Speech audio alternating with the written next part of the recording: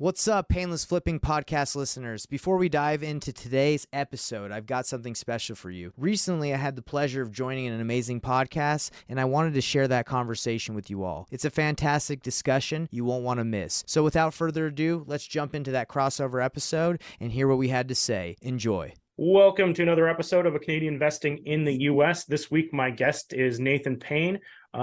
Nathan, let's introduce yourself to the audience. They get a feel, get to know you a little bit. Maybe some of your background, some story. Yeah, I appreciate you having me on here. And by the way, what part of Canada are you from? I live outside of Waterloo, so it's probably like an hour and a half west of Toronto. So over on that side. Check this out. My wife is from Lindsay, Peterborough, like the Whitby area up north. I don't know if you know that, but I go there like 2-3 times a year. I love Canada. Yeah, we fly into Toronto. We get picked up by her dad, and it's like 2 hours north. I think it's northeast, and yeah, I love that area. It's great. Gotta come in the summer when it's nice. I love going in the summer. We go to lakes. We do a bunch of stuff. Even in the winter, it's fun because we go like snowshoeing and ice skating, playing hockey. My brother-in-law's got like a little rink that he makes snow, like a ice skating rink or whatever you want to call it. But yeah. So anyway, I love Canada. I love Canadians. Thanks for having me on here. But to let people know who I am, my name's Nathan Payne. I currently live in Salt Lake City, Utah. I've been wholesaling and investing in real estate, fix and flips, rentals for almost 5 years now. And just had no experience in real estate 4 or 5 years ago. I had a sales background doing door-to-door sales for several years. Didn't want to do that anymore. So I was like, what can I do that will make good money? And I applied for 2 jobs. And I had put on the suit. I went there and they looked at me like they didn't think I was that cool, in my opinion. Maybe that was just a thought I had, but I was like, yo, forget this. I don't want to interview for any more jobs. They don't know who I am. Kind of like I was a prideful, I've been trying to overcome the pride, but when I was interviewing, I was like, man, they don't know I could be great. And they're wanting to interview more people. So forget that. So I just went into working for myself, and I went into wholesaling, and that's how I'm here. That's awesome. So yeah, I that's how I knew you as a wholesaler. I actually didn't know you were doing fix and flip stuff, but that's cool too. So I wanted to get into the wholesaling stuff, but before that, like, honestly, I don't know anything about Utah. Like, you want to just give us a quick rundown what kind of price points are, what's like, I usually mostly do fix and flip, so you probably don't know a lot about tenancy law or whatever, if it's easy to evict or raise rents or anything like that. But I don't know anything about Utah. I think that's cool. Yeah, I can tell you all about it. So Utah is pretty similar to the Toronto market. Obviously, Toronto to city is like fire. It's hot, right? So like even right now the prices are high, but same with Utah. Prices are, you got a, like, let's say 2,000 square foot house in the area where I live. It's like 600,000, a little, depends, like, but the price points don't get too low. Yep. I think the lowest you'll probably see is like probably like the 300,000s. The tenant vacants, like to evict, it's not very difficult. You can give them, I think, like 7 days, or it depends if you go through like the process, but it's pretty easy to evict people. Raising rents, pretty simple. For my rentals, you have a rental agreement, and then if you need it raises every year. Depends. There's some landlords that will be like, I don't want to mess with it, just keep it the same and not change it. But Utah is it's a desert, so we have like giant mountains that are the Rocky Mountains. So there's skiing. It's weird because it's like a desert, but it snows a lot. But as you go deeper, like further south in Utah, it's like all like flat and desert. Like they have what's called the Zion National Park. They have a bunch of national parks here. I think five national parks, and they're beautiful. So Utah's a beautiful place for outdoors.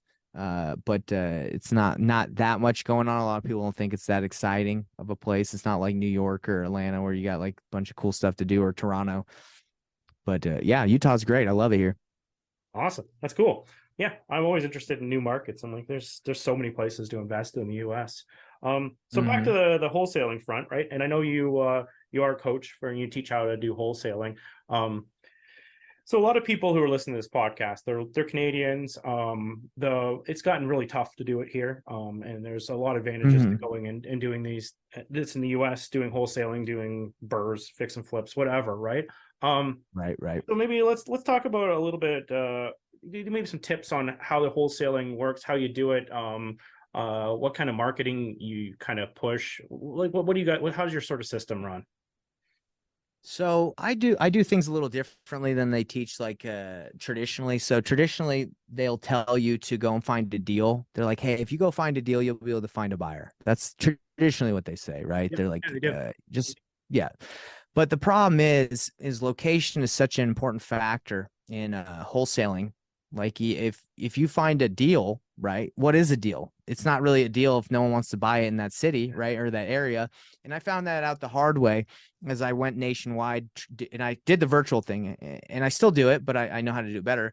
But and going to find a deal first, you can waste a lot of money and time. So what I teach people, and for your Canadians that are watching, um, you would definitely want to be strategic on what market you target, right? First, because if you're like, I live I live pretty close to the border. If you're Canadian, I live pretty close to the border to Montana, for Mhm. example. Let me do a deal there. Well, there's not a lot of investor activity in Montana, right? So if you want to wholesale there, the chances of you finding a good deal that you could wholesale quickly, it's probably gonna be a little bit more difficult if you just in Montana versus going to LA, right? Los Angeles. Yeah, So what I teach is find your market, study like find the right market, find buyers there that you know their criteria, and then start marketing. And most people would be like, well, that should be the way you do it, right? But that's not how they really teach it. They tell you to just find a deal. So I say, hey, find your buyers first, understand your market, then start spending money or time finding a deal, because that now you understand what you're working to find people, what you're working to get people, right? yeah, I like that. And so I've had many. I usually buy from wholesalers, so I've been on the other side of this. Mhm. I've done a little wholesaling when sometimes I'm talking direct to seller, I'll assign it. Not my specialty though, right? So Mhm. when you're meeting these people, you're having conversations about where you're interested in buying and trying to see if it'd be a fit to be your buyers. Like what kind of criteria you're looking for? Like what do you want out of them? So I want to know, like, if I were to find them a property specifically in the area they want, like, can they close on it now, or do they have too much on their plate, right? Because if they do, then I need to find someone else, Yeah, right, that I can work with. So the question would be like, okay, hypothetically, if I had a property today, would you be able to close on it in 7 days if it was a good deal? yeah, If they're like, I can't, then it's like, okay, then that's something I need to know. And you say, okay, if I can find you a property, where would you want it? Would you want it on the east side of the highway in Salt Lake City, or would you want the west side of the highway? Right. So now you're able to determine a little bit more what you're looking for. And with a, a better idea of what your buyer wants, you're able to find deals more quickly than just having like a broad range of like, okay, you want a 3-2 in Utah. Well, there's a lot of those. So let me narrow this down a little bit. yeah. Well, and also, yeah, I'm picturing because of the price point that these are kind of like, because I don't know anything about Utah, so to you know, Hmm. mind my negligence. But it's It's okay. I'm picturing like Florida, right, where they're like 20, 30-year-old kind of houses, something like that is in that 600 sort of range, something like that. Anyway, that's what my head's doing anyway for thoughts. Yeah, So, that sounds about right. Other than the weather, right? I wish we were in Florida, but it's just a little different. It's yeah. our weather actually kind of mirrors your weather in the sense of winter, right? Like it snows a lot here, Oh, and okay. yeah, That's interesting. All right, so yeah. people want to do some wholesaling. They went through, went and built their list. They've had some conversations. They found some people that are interested. Hmm. And also that is the best way because that's because I am an active buyer. So a lot of people are like, hey, Hmm. what exactly are you buying so they can market the right spots? So Right. what kind of marketing do you push, especially for people who are listening to this, which will be doing like more distance um distance wholesaling, so they probably wouldn't be doing like bandit signs, for instance. Right. So virtual wholesaling is what we call it, but to Yeah. distance marketing too. Mhm. So it really depends. I've done every single marketing channel out there. They all work. That's the problem with telling you someone to pick one, because they all work if you do enough. But I err on the side of like leveraging relationships and not spending money. That's what I want to do, especially if you're brand new.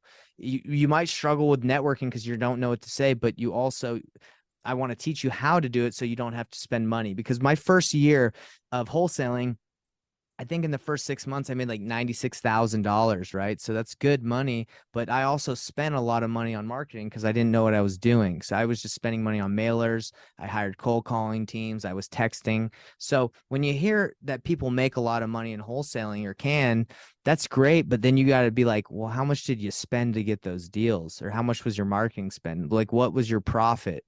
And that's what I'm trying to teach people is, yes, you can make good money, but you don't want to spend yourself into like into a bad spot. And that's what a lot of wholesaling companies do is, they'll spend like 20, 30, 40,000 in marketing. They'll make six figures, but if they don't do that consistently, they'll be in a bad position, Yeah. right? It like 2 months of not getting a deal or being able to recoup your marketing spend, you can go out of business. So what I teach people is I say, hey, learn how to get deals effectively and efficiently in the most profitable way possible. And that's through, JVing, which is joint venturing. It's seeing other wholesalers deals and working with them. Joint venturing is the word, and Yeah. bringing your buyer that you have a good relationship with. So that's the way I do deals with no marketing spend.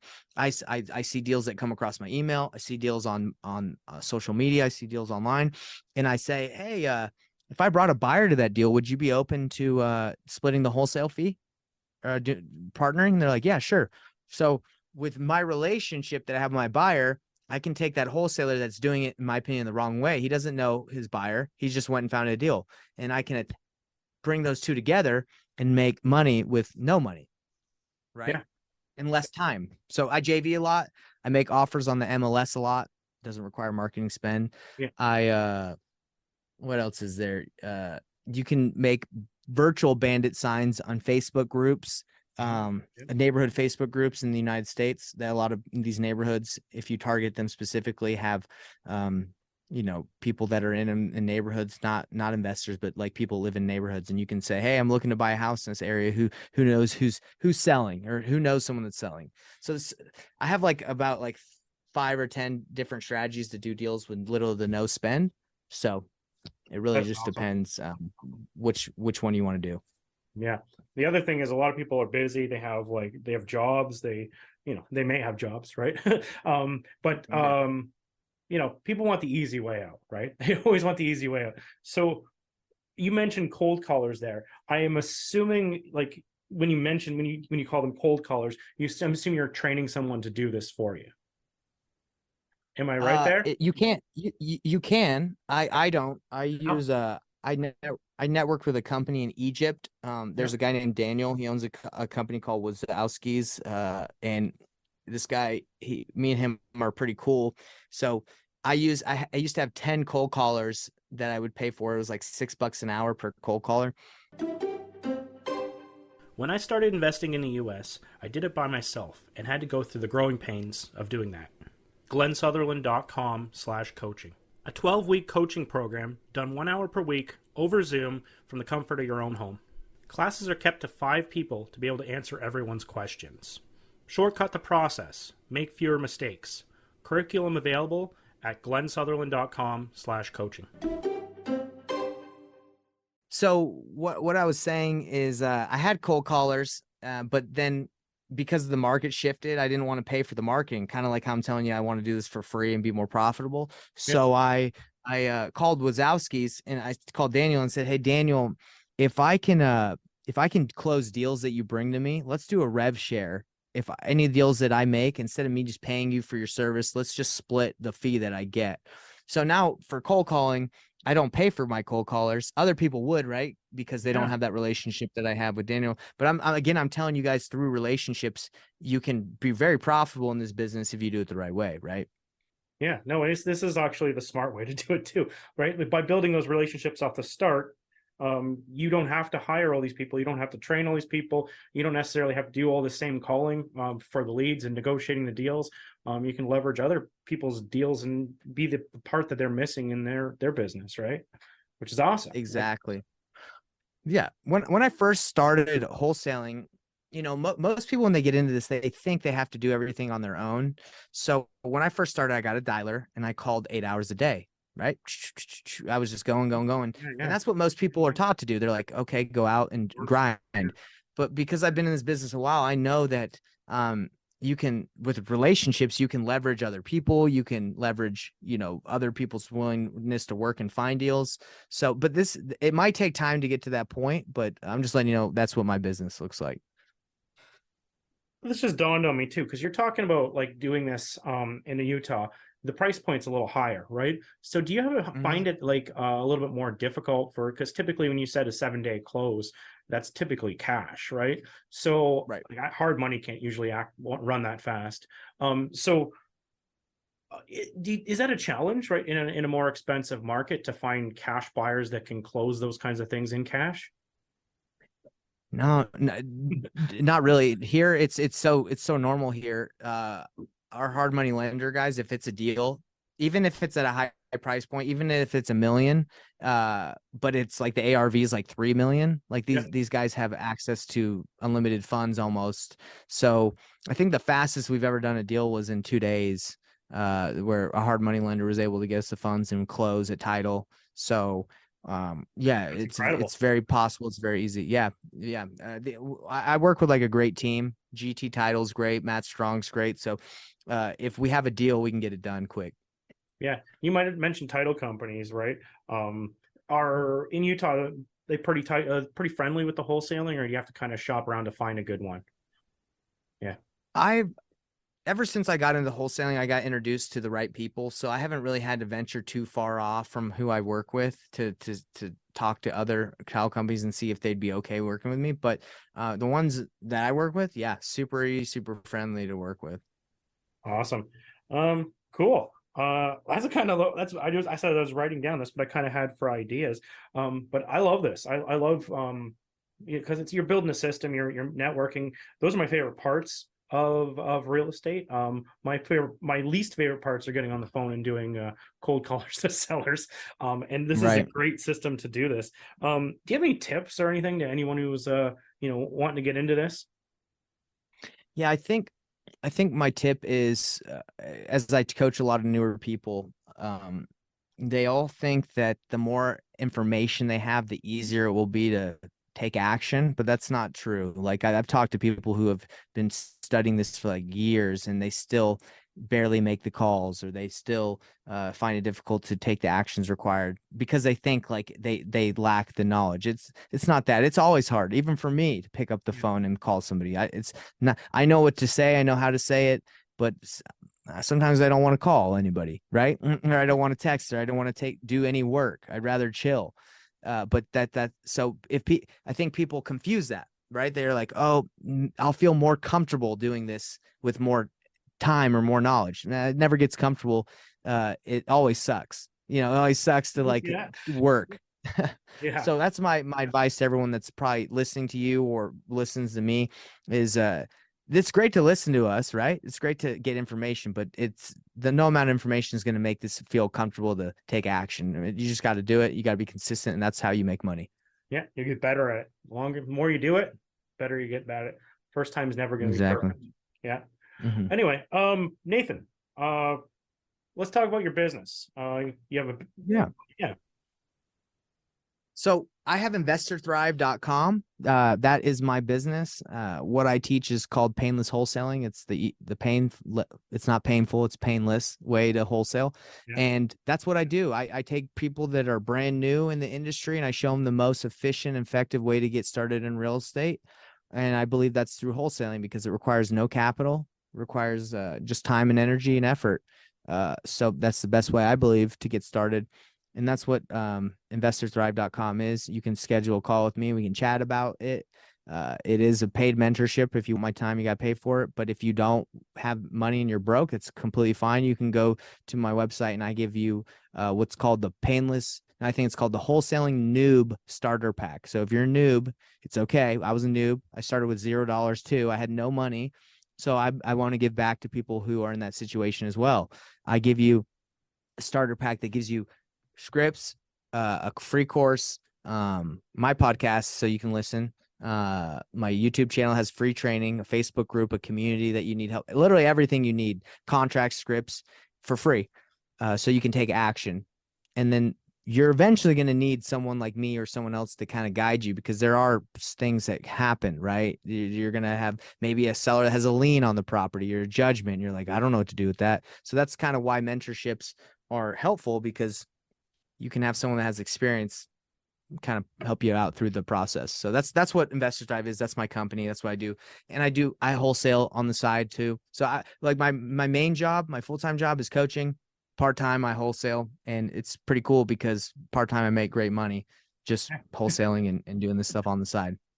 That's awesome. And I'm guessing all your handles are at Investor Thrive. Everything. Yeah. So if you go to investorsdive.com, you're going to be able to get everything you need from me. That's all you need to go to. Awesome. I think I'm gonna bet there's gonna be a lot of people to check that out, especially some free education, and free education, just like listening to my podcast, usually leads to other things because they get to feel, they get to know you. So yeah, I love it. Nathan, I really want to thank you for coming on the show. This was great. I don't do enough episodes on wholesaling, so I think this will have a lot of interest. Yeah, I appreciate you, and we got to get you on mine as well. I think we had something scheduled earlier, but it might have crept up. So let's get you back on there, and we'll have to get you on my podcast. Awesome, sounds great. Cool. Thanks for having me.